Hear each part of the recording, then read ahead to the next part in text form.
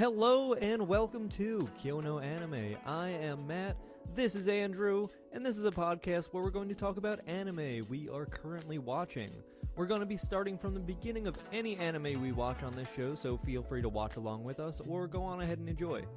Just like all your friends you've always tried to get into anime, or that friend who's always behind on what you're watching that you really want to talk about it with, we promise to catch up eventually.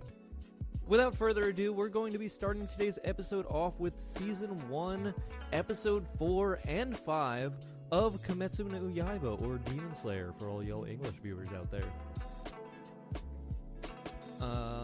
Andrew, are you here? I am here. You're with us? Always. Always. Yeah. That's right, gotta love it. After 2 years of training with Sabito and Makomo, Tanjiro is now ready to face the final selection. He must survive 7 days on Mount Fujikasane. Alright, now we can actually start the episode. Hey, we got there eventually. You know, sometimes reads aren't perfect, and we get started a little hairy. I mean, yeah, we were scrambling to write that, and perfect.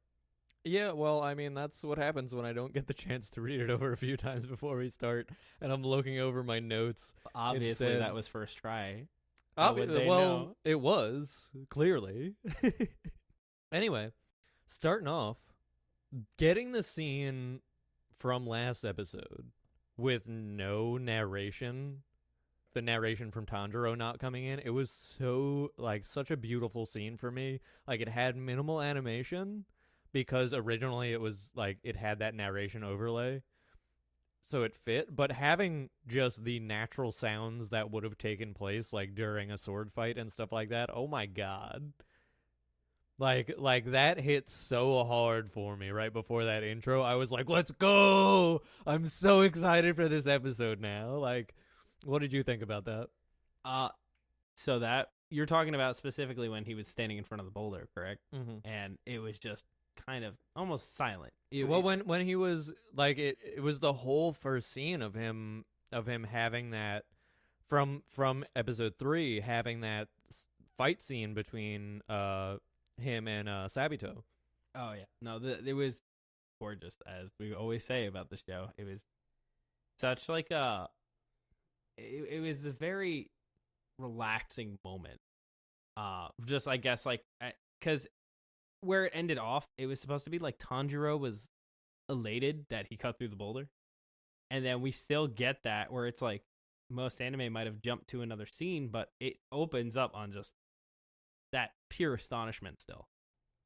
It was just, oh man. I mean, I think that was more like Tanjiro not realizing what he had done until well after. And that explanation of the whole thread thing. Yeah, I did write that down. It's a really interesting concept in swordsmanship. I don't know if that's a kendo thing, but super interesting concept where it's you're drawing a line with your sword, basically. He's like, I can see the opening and the line grows taut. All right, but let's not strike. Let's not forget about how he finds the string. He has to smell it out. I mean, he's got the super sniffer, so of course he has to. Well, that's what you do with thread. You sniff it. a little whiff. Just give it a whiff, and you'll find the thread. I mean, what's the problem here? I mean, it makes sense for him, especially as a character, because I don't know if that's true for everybody else, but he's almost like that kind of character who's like, I can smell victory, I can sniff weakness, malice, etc. That's just how he is as a person so far.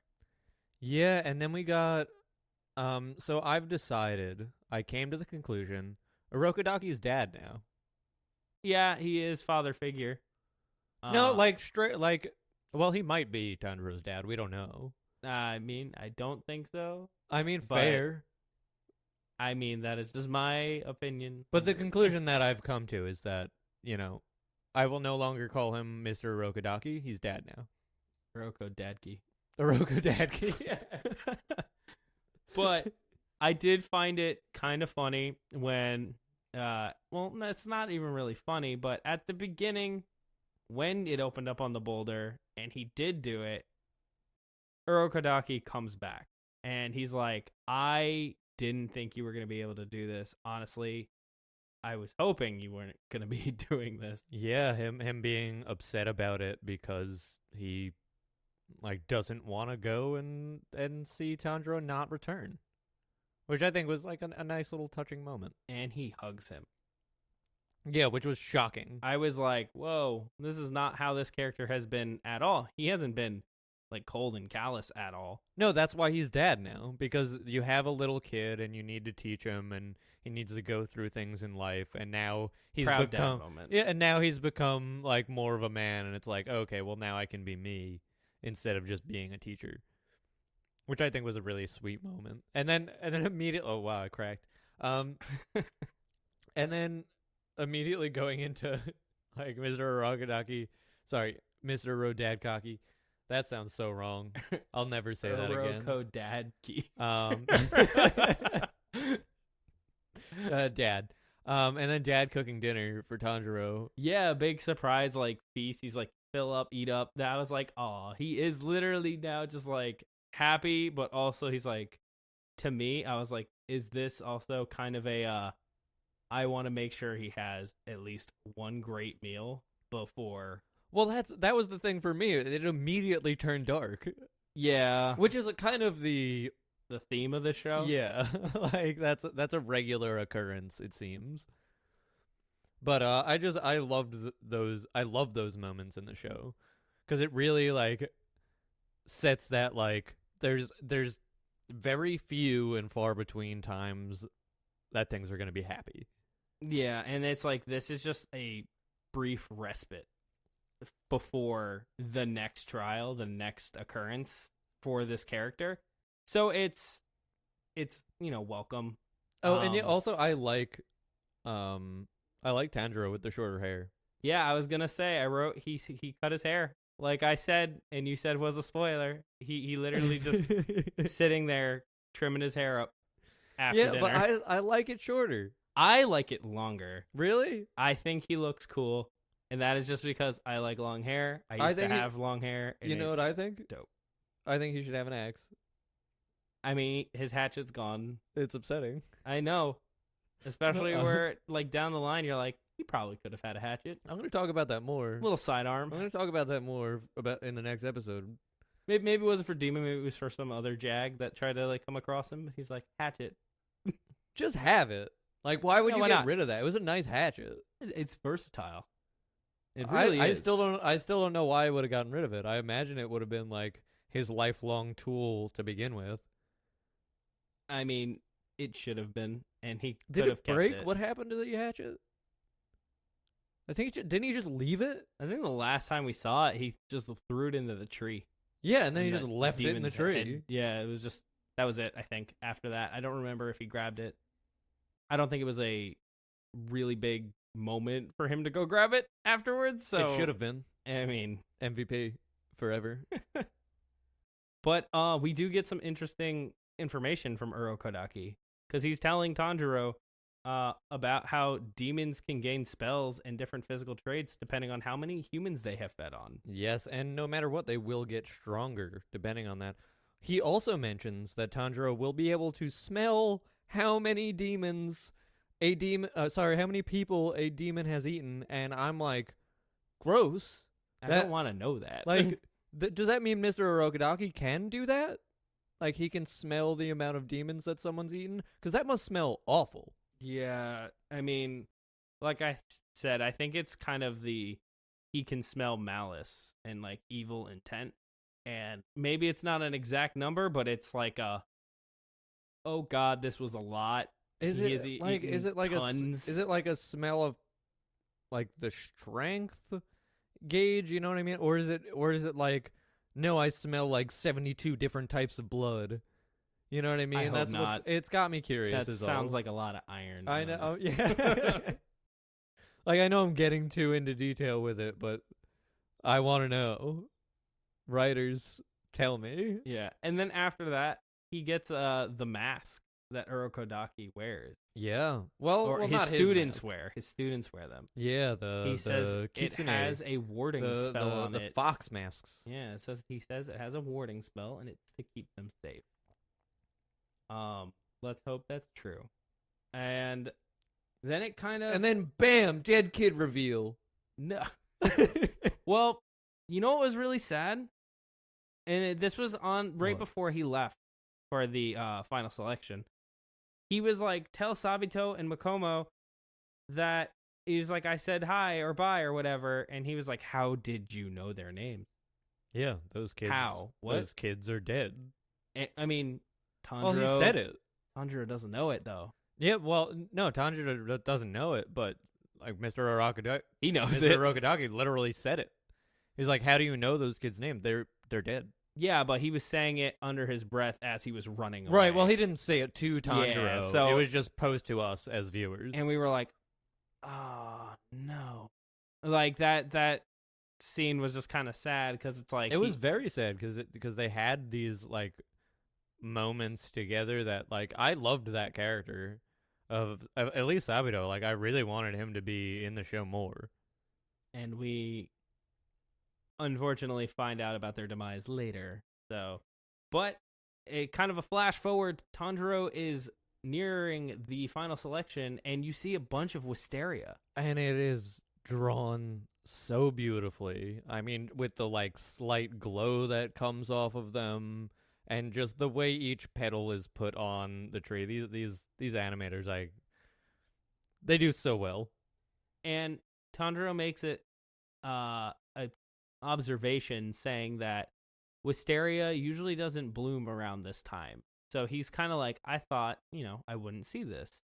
But we find out that the wisteria grows on this mountain specifically because it keeps demons at bay or locked in to where they are doing the final selection. Right. Do you remember if those creepy ass twins who look like dolls, did they mention like, does the Demon Slayer Corps like maintain the flowers? Like, is that the reason why they're there? The flowers bloom there, I believe, all year round. But the demons that are in this forest for the trial, for the mountain, are brought in by Demon Slayer Corps members. And yeah, so I'm wondering if the Demon Slayers are also the ones who are kind of like maintaining the tree coverage and being like, oh, like making sure that they bloom year round, making sure there's no holes for them to escape Yeah, out of, yeah, because stuff like they're trapped essentially by them. And you can tell later, I don't want to spoil it, but they seem kind of manically frenzied for like feeding. Well, I mean, that's the explanation that we got in episode 1, where it's like a starving demon will eat its own family members if it's starving. So it's like, it makes sense that they'd be in some form of hysteria from being trapped in there. Yeah, I mean, they're not getting any food, so they're all starving essentially. Yeah. So that kind of shows you how this final selection is going to be rough. But about that final selection, you must last 7 days. That's right. I immediately thought of a game, 7 Days to Die. That game's hilarious. And I like, that's what it made me think of immediately, and I was like, oh, okay, he has like 7 days where he has to fight demons, and oh well, like, this is kind of like a really messed up game. Oh yeah, a messed up game, kind of a messed up scenario to be in it altogether. But you find out, that's what it is. It's filled with demons that were brought in here purely to test the mettle of the new Demon Corps candidates. I just can't mention enough how much those twins creep me out. They are creepy and but they off balance by the beautiful wisteria. Yeah, but also going back to like your talk about animated eyes, like Dead eyes, yeah, doll like. Just that's how I literally wrote, like, describing them. They're like, they look like dolls. Oh yeah. And I'm curious about that too. Like, I'm wondering if they actually are, or it's just like, they've been so messed up through years of being part of the Demon Slayer Corps. I mean, or they serve a special purpose. I guess. Like, I don't know how human they are. Yeah, that's fair. Like there could be some other things at work here, like spirits. There could be Very like true. lost souls. Very true. Well, then Tanjiro makes his way into the forest along with the 20 something other participants. You know what's funny? I was actually counting, trying to get like an exact Oh, really? number, but different shots. Obviously, I could have been counting, but there's maybe roughly about 20 or so people there, which is a good amount of numbers going into a trial that happens, I'm assuming, every year. Well, what surprised me is that no one stayed together. Yeah, no, it was Like immediately like solo dolo everybody. Yeah, like immediately as soon as Tanjiro gets in the forest, he's alone. It's like, why? And he was fighting just some low level demons, and you're Well, like, in the first, I love how in the first 5 minutes, of course, Tanjiro's getting attacked.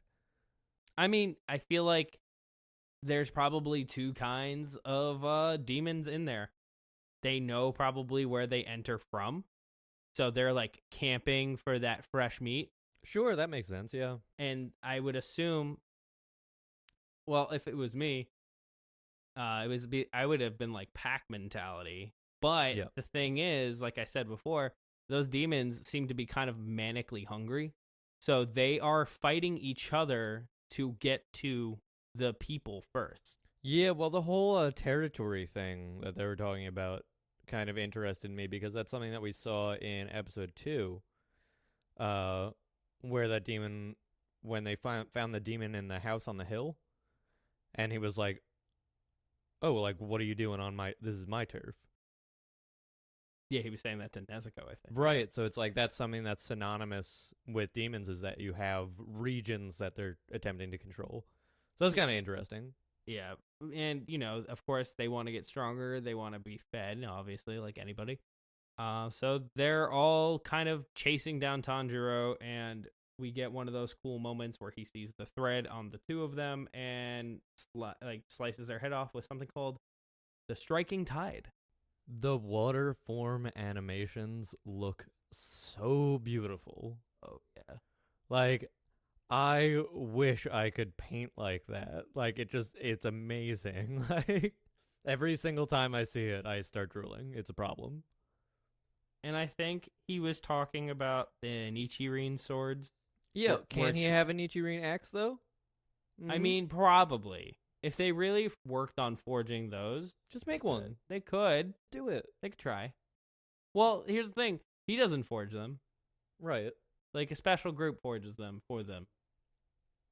Which is, Well, is it a singular blacksmith or is it a group? No, it's like a whole group organization that forges Demon Slayer core swords. Okay.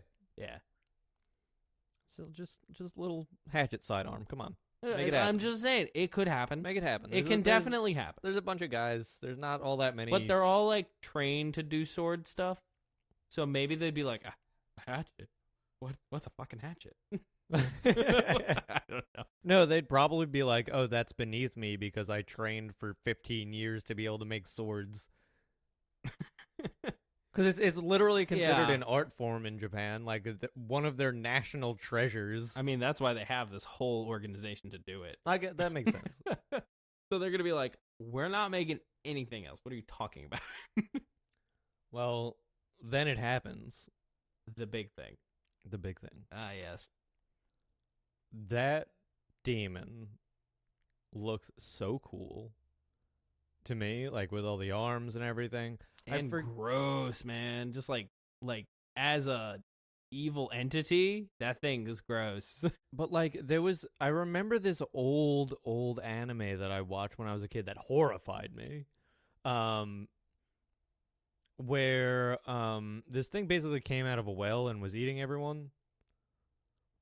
And it was like an amalgamation creature. Like it was so similar to that. I don't know if that's like an oni in like Japanese mythos. That kind of like it becomes this amalgamation of flesh and like groupings of people together. I'll have to look up the anime and we'll talk about that in the next filler episode. But just like what an incredible like art style choice for this demon and really showing us that so many different kinds of demons exist now. Yeah, and I think what was important about this specifically is they mentioned that, you know, they say, how can this thing have survived so long on the mountain? And it's like, because everything on the mountain is starving. So Yeah. I'm assuming they have to keep bringing demons in there. But I think they said he was feeding on other demons I to think become even more like I thought he was horrific and deformed. I thought he was saying that he had eaten over 50 like Demon Slayer candidates. He ate Because who knows over how 50 humans. well, who knows how often the Demon Slayer selection happens? So they may just keep sending students in there. Yeah, but I think he says to have survived as long as he has, he's also eaten other demons. Okay, I didn't catch that. I'm pretty sure he mentions this. We can double check that. But Get in the comments. Is Andrew lying to you? I'm pretty sure he said that's how, because he's been on that mountain for, and we found out how many iterations of Urokodaki students, which would be a long time if they all trained even remotely as much as Tanjiro did. Well, I mean, that was a cool scene and also my least favorite scene in the back in the beginning. So really quick, I'll cover what missed for me in this episode. It's that the since we already passed the scene, it's right in the beginning where they show all the candidates, and it was cool to see that, like, obviously they had just been through a bunch as well. Like, they must have just finished their training and went right to final selection, where like Tanjiro got a little bit of a respite beforehand. But I didn't like the fact that they were just like, oh, here are these people that you might see again because I'm giving them an extra 7 seconds of screen time. And it's like, I don't like being teased that a character might be there in the future. I'd rather them be introduced to the show as they're introduced to the show, like as they come into the story. So it's kind of like that age-old thing in card game-based animes where it goes, look at how ridiculous the main character's hair is. Who's the main character amongst all these bland-ass motherfuckers? Yeah, that's fair. And it's that guy with 14 different points on his head, and they're all different colors. It's clearly that guy. Well, there's a you know that like curl on the top of the head? Oh, yeah. You know that what that means? No idea. It typically means that so it's a like trope in anime. I forget the name for it. But it's basically to like denote silly characters, or like fun-loving characters. That's actually cool. We can get into that more in a filler episode. Yeah, maybe we'll sure. talk about that in the next filler episode as well. But yeah, no. So like, we kind of get the idea on how you were saying like they delay on a certain character on who more than likely we'll see again. Well, that's what I don't like. It's And like also like the colorful kimonos and hair. yeah, et exactly. cetera. Like if they would have just panned across everyone and given everyone that was at the final selection like explanation, like give a quick pan of everyone. Don't change the amount of time that someone's on screen because you're like, I like foreshadowing, but I don't like foreshadowing like that. Yeah, no, that makes total sense. I mean, it's kind of like that trope in anime, though, where you'll find out who your characters are, or maybe they'll have some importance in the future. But like moving along from that, like I said, we found out that against that crazy demon guy, Yeah, he had killed 14, 13. 14. They said 14. Tanjiro would be the 14th. Oh. Yeah, he said I wrote that down because he said specifically he's eaten at least 50 and 13 of Urokodaki's students, and then he pointed to Tanjiro and was like, "You'll be the 14th." Interesting. So yeah, so if you do some like timeline math, that is a ton of candidates. And who knows, because Sabito and Mokomo apparently have fallen to this creature. Yeah, as he explains exactly how he did it. Yeah. He ripped Mokomo's limbs from limb, and he was fighting Sabito. His sword broke, and he smushed his head like a grape. Yeah, well, didn't he just punch it and it just popped? He reached out. Oh, he I grabbed think, it? and he grasped and crushed it. Oh, God. But yeah, his sword broke on contact with his thick neck. Yep. His Oh. very proudly thick neck. Which really isn't a neck. It's just a bunch of arms covering his neck. It's probably a tiny neck. He's probably got that toothpick neck. I feel like he had no neck. I feel like he was kind of like smushed in. Yeah, well, when he opened his mouth, it was just the arms opened up. Mm-hmm. But I love Sure. I love their choice of voice actor for him. Well, again, I was watching the dub, so you. Okay. Have Yeah, I a didn't- different experience. I didn't than I get did to this watch. time. I didn't get to watch the dub this time. He did have a good one. He had one of those like sounding kind of. Oh, okay. See, where in Japanese they kind of have this like kind of voice where it's like, how do I describe it? Like crazed, but deliberate. Did he have like a wheeze to him? Not really a wheeze. It was just the like intonation. Yeah, I was like, I am watching it dub, like I said, for the first time, and it's going well. Like they do make a lot of good choices. As I walked into you watching one of the episodes, I was like, oh, I know this scene. They tried to mimic the sound as best they could. Okay. And like the energy for some of the scenes. Well, we'll talk about that for the next episode because Yeah, which it was just a cool little like tidbit. Oh, where yeah, it was for like, sure. oh, I heard it, and I was like, oh, I could see they tried to like match it, which is cool. And Tanjiro starts getting real mad. Very mad, kind of like losing his cool a little bit. And I mean, honestly, yeah, because he didn't know that they were dead. Yeah. He had no idea, and well, he's having that whole moment of like while this is being explained to him, like, but how is this possible? Like, I was just with them. yep, it's like the immediate grief and confusion, and now he has to kind of like react and, stay alive. He's also trying to defend somebody. Right. He's saving that kid who is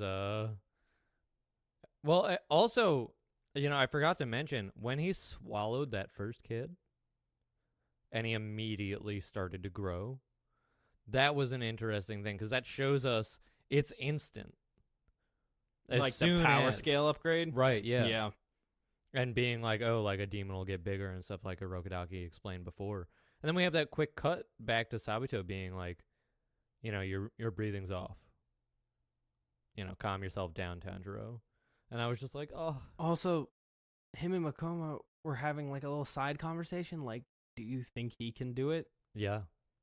And he's, they're kind of flashing back. He's like, your breathing's unstable.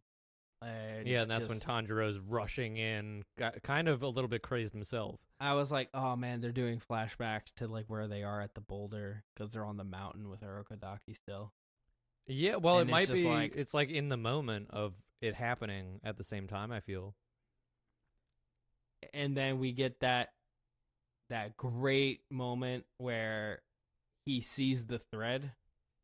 Well, before that, we get that really quick moment of the kid being like, "Screw this, I'm out of here." Oh yeah, he just dips and leaves him. Well, I think that was a really good way of like the storyteller, the writer showing like, no, not all demon slayers are alike. You're not gonna have overly helpful people like Tanjiro going around saving people. They're gonna try and save their own skin. Deku, no, I'm sorry. Deku, yeah, Tanjiro has the Deku my mindset. hero demon slayer. He has that Deku mentality where he runs at the danger and he puts himself as like a wall, and essentially he saved that kid for the time being. Right, he's MC. Yeah, he's like, I gotta help this guy, and then he puts himself in harm's way, and you're like, dude, no, and then he just leaves, and you're like, okay, great. Well, immediately a thought in my head when Tanjiro was hiding behind the tree, like about to go save the guy, like scared out of his skin. I go, oh, like here comes overly helpful Tanjiro. Like, Yeah, you knew he wasn't gonna just sit there. no, absolutely not. But then also, then he comes to that realization of, now I have to be the one to kill this. I can't let this thing go around and take any more lives. After he gets punched out of the way into a tree, And that warding mask Oh. then broke. That warding mask did its job. It saved him from that blow. But do you remember what the monster said? He Yes. said, I have eaten the 13 of Urokodaki students, and the way I can tell them is because of the mask. Yeah. So he makes it a point. So this guy's got some beef with Urokodaki. Oh, well, we learned that Orokodaki was the one who put him there. We forgot to mention the. Oh no, we don't get that yet. Nope. But it's like there's apparent beef with Urokodaki and this demon. Yeah, well, so he he's taking says, it out on all his students. He says Orokodaki is the one who put him there, so as revenge, he's killing every single one of his students that he can. So I'm like that, and he's like, I can tell. So the warding mask also is almost a death sentence for any of those older students. Yeah, and then it shows off like the instant regeneration that he has. Like that Tanjiro's super smeller coming in handy, him leaping off the ground to dodge the blow that's coming from underground, which shocks him, shocks the demon. And then we see Tanjiro's second superpower, his head made of iron. Oh, with the where he headbutt. just straight up headbutts the hand that's coming for him. Yeah, Tanjiro's got a thick skull. Like, well, at least we know, even if he does get a hold, I doubt he's gonna break it. Like, yeah, I mean, he's just kind of one of those guys. I think he's just literally got a tough head, and I know I'm making one of those characters that I'm making really light of it, but this was like a really tense scene of like Tanjiro almost getting killed, and then like that whole headbutt thing coming in handy, and him swatting a hand away with his forehead. Yeah, but I mean, it creates that opening. You see that thread, and then he cuts through this guy's very thick neck, which he says in his last moment, where he's just like, oh, it's fine. His sword will break, and then I'll just do what I did to the other one. Yeah. To I him. mean, I think the water surface slash is my favorite technique that I've seen from Tanjiro so far. Yeah, gorgeous. Like it's simple yet elegant. Like it's horrible in actual swordplay, because you don't want to do a mid swing because it leaves both your top and bottom exposed.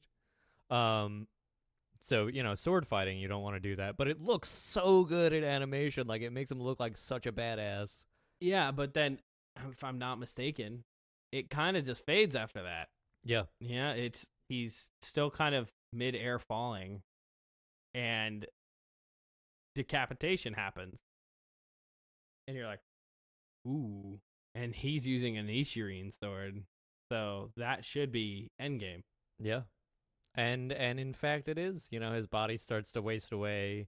He can't believe it. And then we have this touching moment of like Tanjiro looking back and having that look of pity. That was just like, I felt that. You do see that in the next episode, though. You see that look of pity, and just oh, like that look hurt me.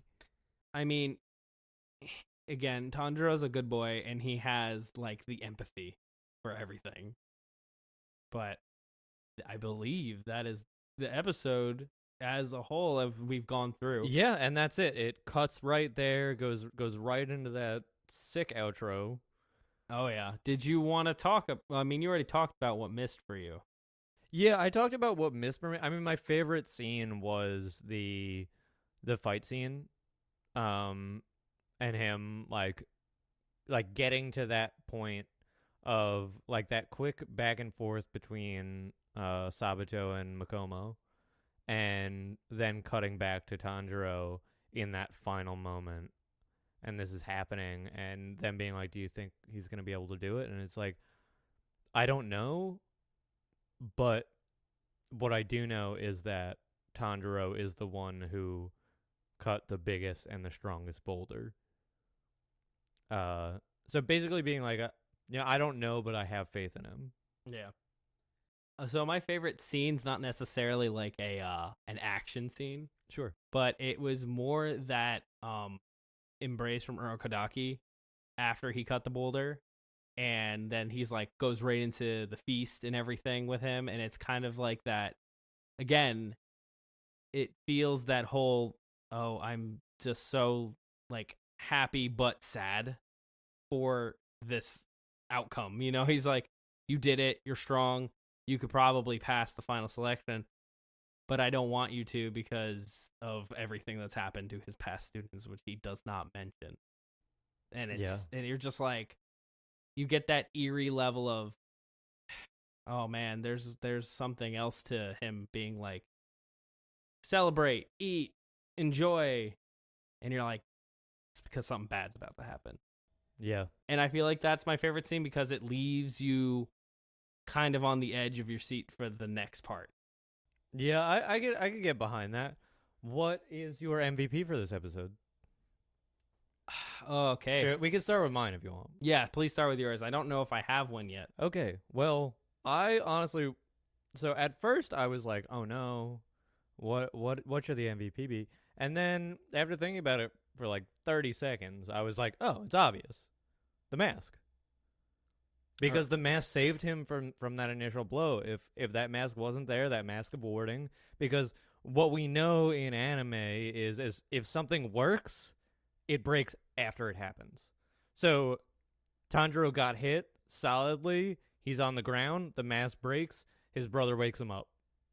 So that mask of warding did its job. It made him successful in that battle. Otherwise, Tanjiro would have been done for on that first hit to the ribs. Okay. I got a weird one, I guess. And it's not like... Tell me it's the Holy Boulder.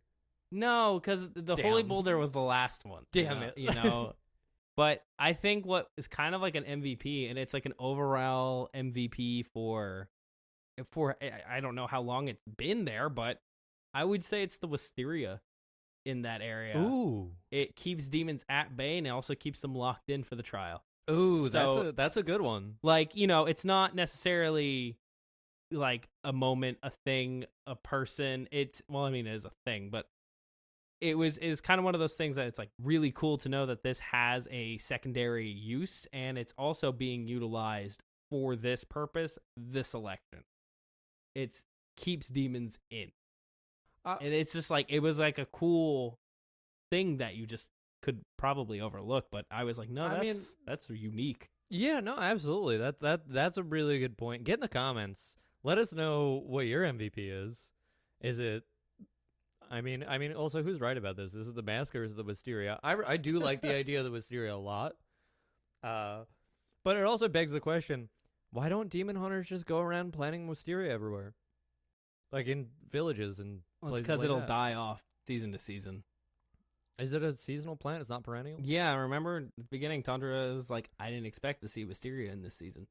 Yeah, like when he first walked into that it's grove. a tree. It doesn't die.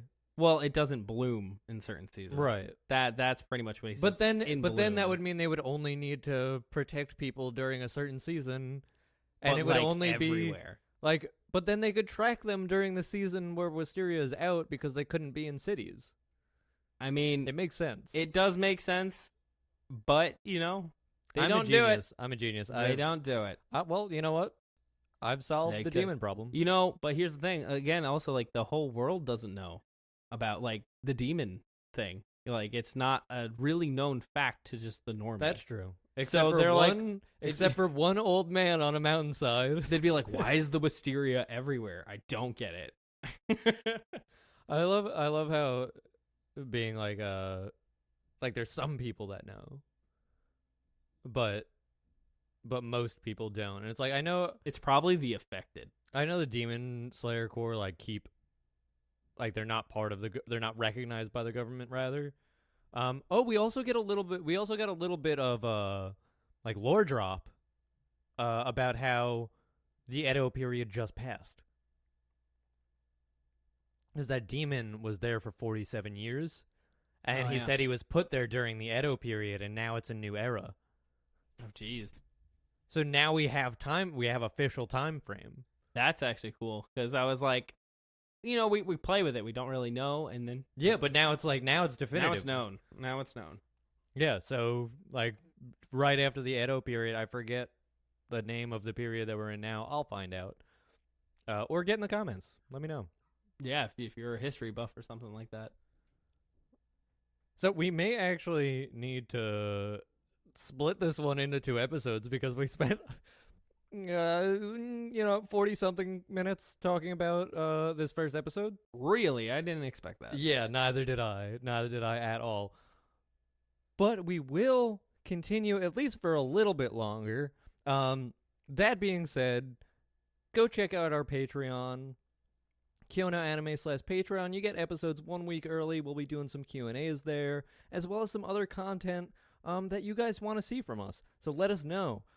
Also, before we get going, I just wanted to give a quick plug to Save Environmental, a great little company who's doing things. They're working alongside Save the Sound to bring back eelgrass in our area, which, the oceans are a really big part of our environment, and the fact that 1 square acre of eelgrass produces about something like 200 gallons of oxygen every day, as well as locking up a whole bunch of CO2 from our atmosphere. So good stuff happening over there. You can check them out on saveenvironmental.org.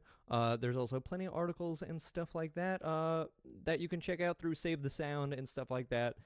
Good people doing good stuff. Always like to hear it.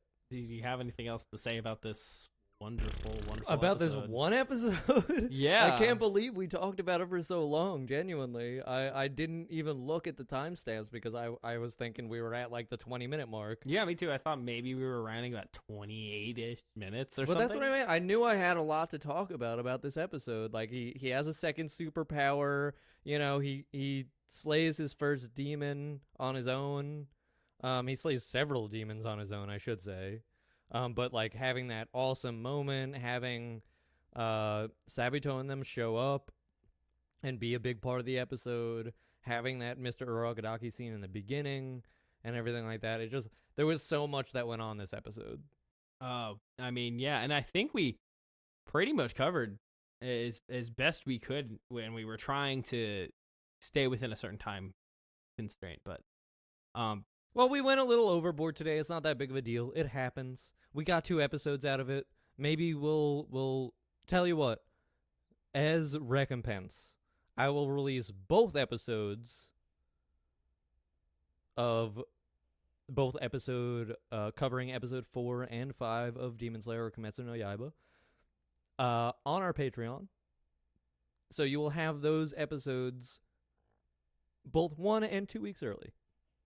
Because I'll release them at the same time, and then everyone else will get the episode as it comes out. Yeah, I mean, that's fair. I feel like that's fair. You get your episodes a week early or something like that. It's pretty, we pretty already solid. we already release episodes a week early, but being that we're gonna have to split this one up, we'll go ahead and release both episodes on our Patreon. So, in other words, one episode will be 1 week early, and another episode will be 2 weeks early. And you can't beat that. You really can't. That's a good deal. I mean, we're looking for bargains here, right? Am I right? I mean, in this Black Friday season when there were no deals. Yeah. Honestly, yeah. Thinking about it, I was looking at stuff, and there were very few things that were actually on sale that I would, by any means, buy. Right? No. It was so few and far between. I was really surprised. Yeah, it kind of fell off a few years back now. But, maybe we'll get back to that. All right. Well, on that note, thank you so much for watching. Go ahead and check out our Patreon at patreon.com/KyonoAnime if you want to get episodes early, ask us questions, and interact with us. That's how you get to do it. Thank you so much for watching, and until next time, enjoy watching.